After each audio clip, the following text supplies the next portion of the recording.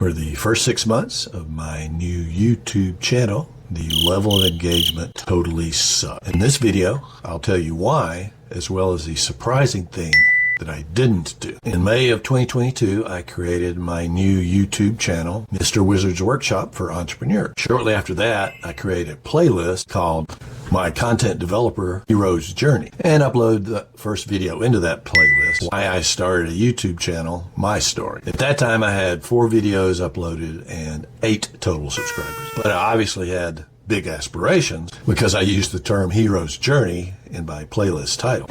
In that first YouTube journey video, I explained why I selected YouTube as my primary content delivery channel. That video is also an excellent record of how not great I was at recording. To spare you the pain of watching that video, I'll give you a quick recap. So as a productivity coach, the accountability wizard, I have a vast amount of useful and practical productivity and time, energy, task management, hints, tips, technique. And I believe that, at least in theory, sharing free, interesting, useful, and engaging content in your domain, which in my case is overcoming procrastination and increasing your productivity, is a great way to grow an audience that knows, likes, and trusts you, especially if you are, like me, truly expert in your field, as well as being extremely likable and highly trustworthy. And some small percentage of that larger audience that comes to know, like, and trust you will be in need of and benefit from the paid services that you offer. In my case, 6-month beat procrastination and get your shit done coaching package. There were several reasons why I selected YouTube as my chosen platform. First, I assumed that I could do a good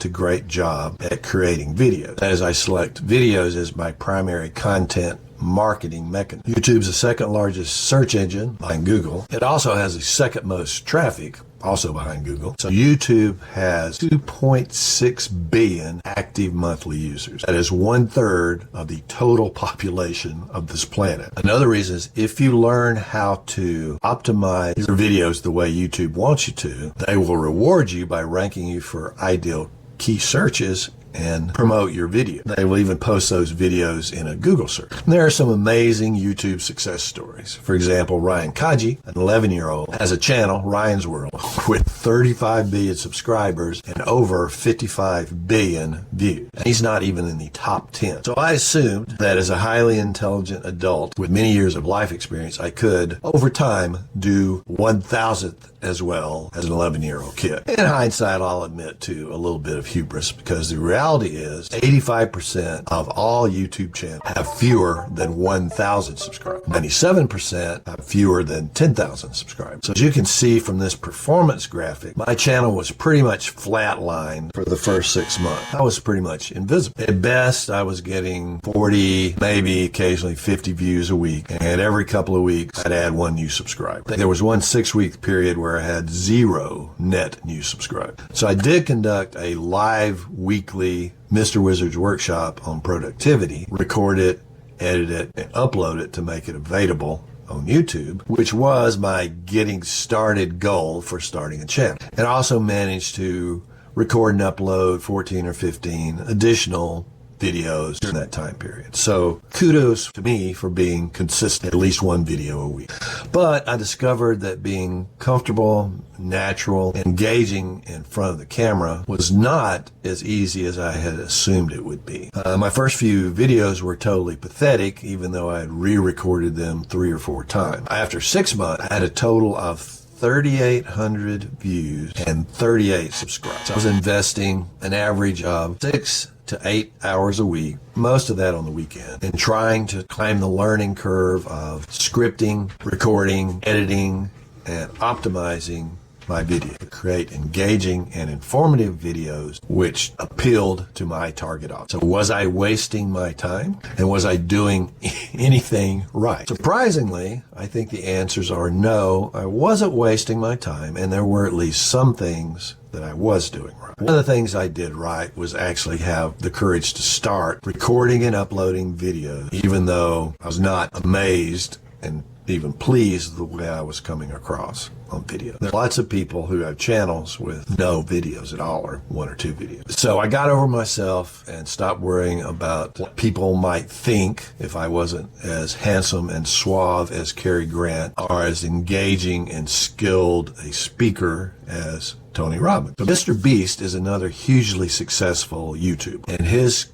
core piece of advice for a new channel is record 100 videos and improve something every time. And I was doing that. I was on track to get 100 up, and every video got a little bit better. So while I was a little naive about how quickly I would start getting traction, I knew that creating a successful YouTube channel was a process, and it took a certain amount of time. Going viral is actually a pipe dream. Even if you somehow magically created one video that got a couple of million views, it's really not going to do that much for your channel and your long-term success. Another thing I was doing right was studying, getting experience with video editing, trying new techniques with each video, getting my light and my sound right or better, seeing what video effects and techniques really improved my videos and which ones were just annoying and off-putting, experimenting. As I said, every video I created was a little bit better than the previous video. I was getting faster at editing. I was also playing with and working on my presentation style. My screen presence was getting better because I was becoming more comfortable with being my genuine self and not worrying about trying to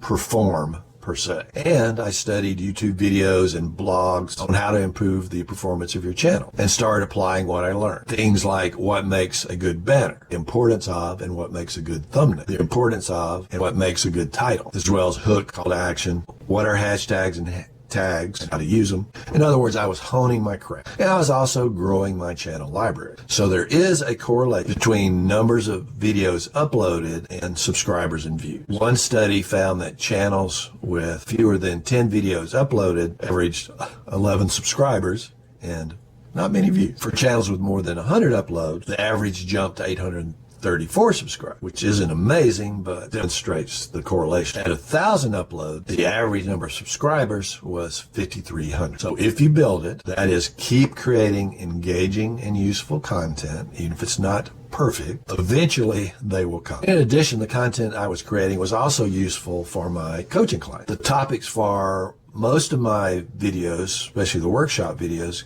came right out of a working session, a coaching session with one of my clients. Something that came up that I realized would be useful and helpful to record for a wider audience. Obviously, it was not highly motivating that I had so very few subscribers and so very few views after 6 months. At this point, I think many people would have hit the wall and stopped expending any effort on the YouTube channel and recording more video. They would have quit. And that is the surprising thing that I didn't do. How did I keep going? By putting on my big boy productivity coach pants. First, I vetted, reviewed, and confirmed the key assumptions that I had originally made, which caused me to classify this content development work as high priority and worthy of investing a meaningful portion of my time in every day. Those assumptions were: content development is a key daily activity for any online business.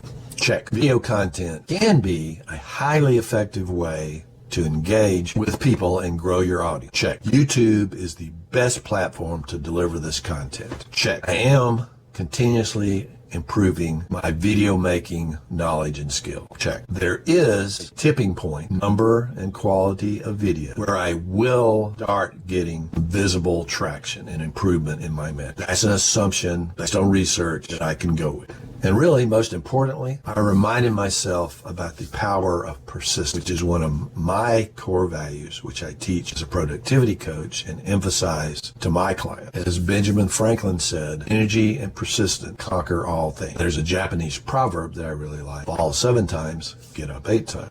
Of course, there's also the Galaxy Quest philosophy. Actually recently dedicated an episode of Mr. Wizard's Workshop to the power of persistence, along with 10 steps to cultivate it. I'll post a link to that video in the description of this video in case you aren't as persistent as you want. So having validated my assumptions that I should keep on keeping on, I then applied the productivity habits, techniques, and mindset that I already have in place. So I bumped up the priority of that content development work even higher and targeted a minimum of 10 to 12 hours a week. I joined a video content developer mastermind group. I use my long established routine of daily calendar blocking to allocate 2 meaningful chunks of time each day where I could focus, do a deep dive on content development. And added the first of those blocks as the very first thing in the morning. And then I did what I always do, which I open up my calendar every morning, I review, I make any final tweaks, I take from my success list specific tasks and lay them out across my work blocks. I set my kitchen timer and I work heads down, focus on whatever the task was for that particular time block. When the timer goes off, get up, walk around, take a very short break, come back, and jump on my next task. To avoid getting sucked into any resistance I might have for starting the next task, I use the 5-second technique promoted by American author and speaker Mel Robbins. That is, I count in my head 5, 4, 3, 2, 1, 0, and then I jump into that next task. It seems very simple, even mechanical, and slightly silly, but the fact is it actually works. It works, I use it. So it's now 6 months later. I've had my channel for a little over a year. In hindsight, was it a mistake to keep going? Nope. In month 7, I finally started getting traction in my channel, and my metrics started climbing enough each day that was actually intrinsically motivating. As of June 31st, 9:12 in the morning, I've uploaded 137 videos. I have nearly 75,000 views, and I have 1,020 subscribers. And every week, I now have a visible improvement in number of views, watch time, and number of subscribers. Crossing 1,000 subscribers actually puts me in the top 15%